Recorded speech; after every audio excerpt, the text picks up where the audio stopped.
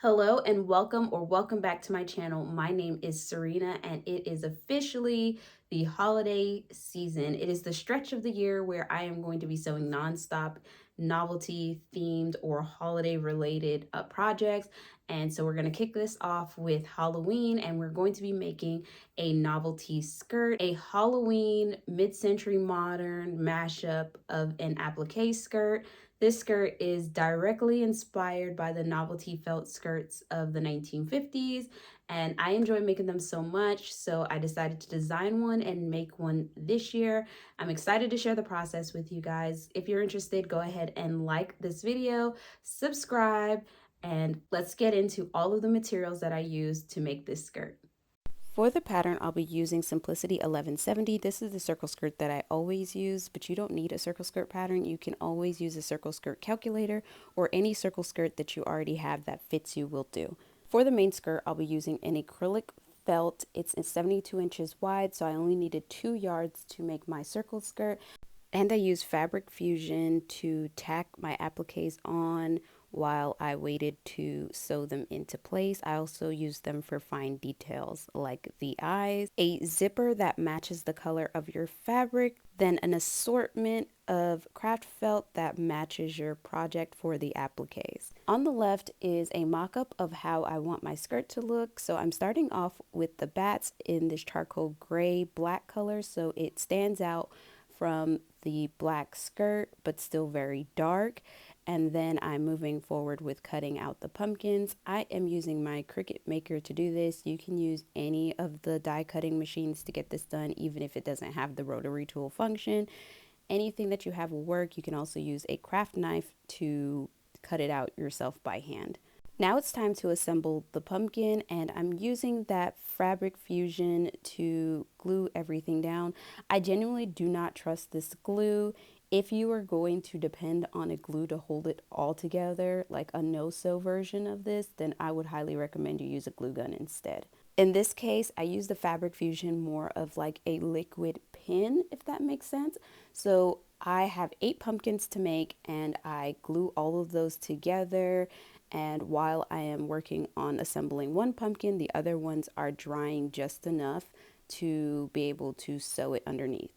If you do use hot glue, make sure you do not put the hot glue on the perimeter of your pumpkin where you plan on basting or stitching things down, because the adhesive from the hot glue will get on your needle and it will really gum up the machine.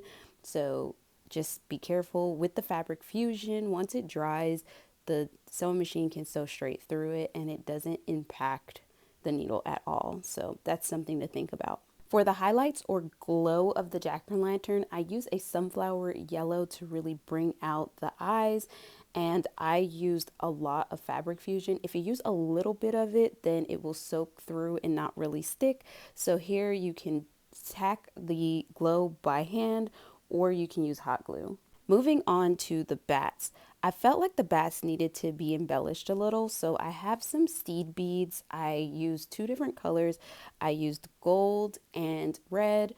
The gold ones actually showed up a lot more than the red ones, but because they're so tiny, from far away you won't notice. This is definitely a detail that you would have to be up close to appreciate, but it was a step that I felt like was worth it. The only thing I would change was to do the seed beads after it's on the skirt. This part was not illustrated on my diagram, but I wanted to add some mid-century modern elements to the skirt, so I did that with the embroidery function of the Skyline S9. If you do not have an embroidery machine, you can always do this with like a fabric puffy paint. I think it would be super cute.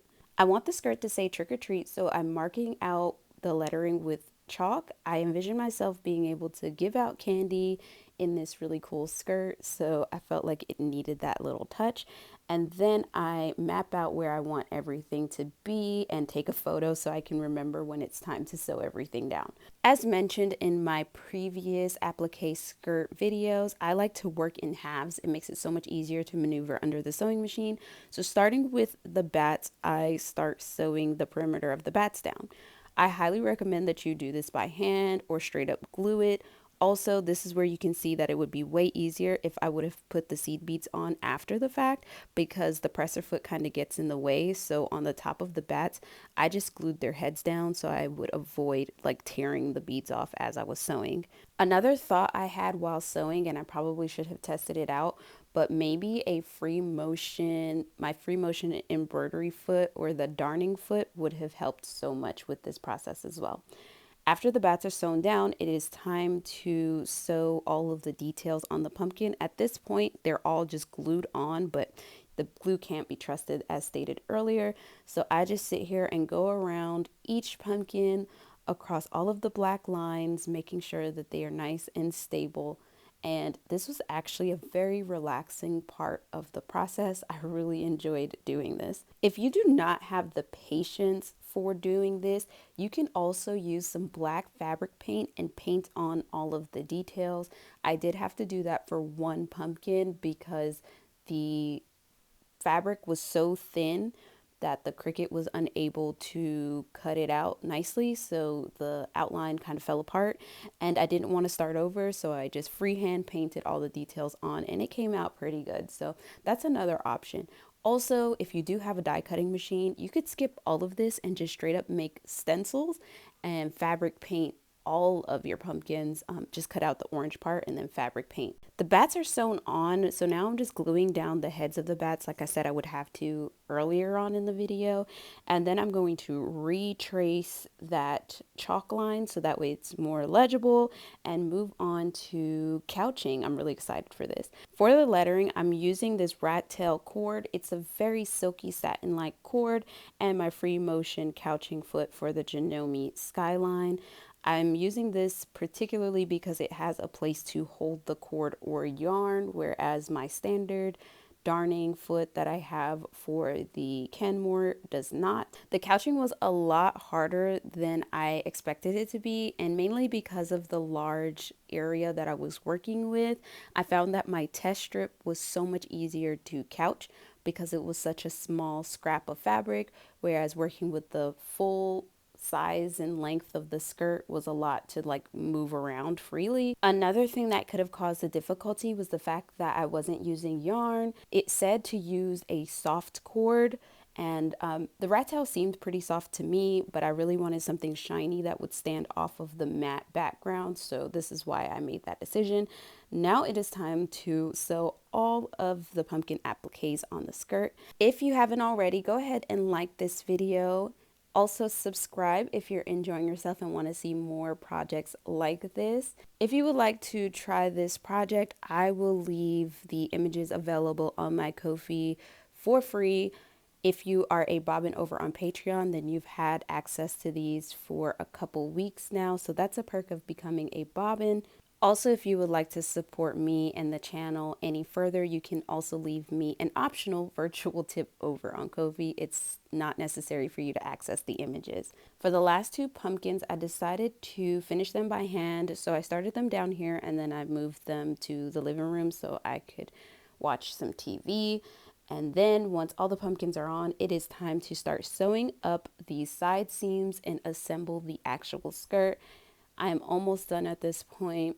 In my last video, someone asked what waistband that I use. I use the felt for the waistband. The felt is quite stable, so I didn't feel like it was necessary to waste materials on interfacing. I've done this before, and I've worn my other felt skirt a lot, and I haven't had any issues with the waistband stretching out. So make that decision for yourself, but I felt like I could go without it. I love novelty applique skirts. I think they're such a showstopper, and every time I wear them, I always get stopped. People want to take pictures and they want to like really look at the details. And I would say I get way more attention wearing one of these cool applique skirts than just my usual vintage garments. And I always get stopped when I'm wearing my everyday clothes, but this just really pulls everyone in, kids and adults alike. I will link in the card some of my previous applique skirts. I feel like I get better and better every year. They are so fun, so detailed, and they can be very personal and tell a story. I hope you guys enjoyed yourselves and you felt inspired to make an applique project of your own. I think these would look really cool on an apron. All the links you need to support this channel or get access to the images will be in the description below. If you do make something of your own, I would absolutely love to see it. So please tag me. I hope you have a wonderful and safe rest of your day. I'll see you in the next one. Bye.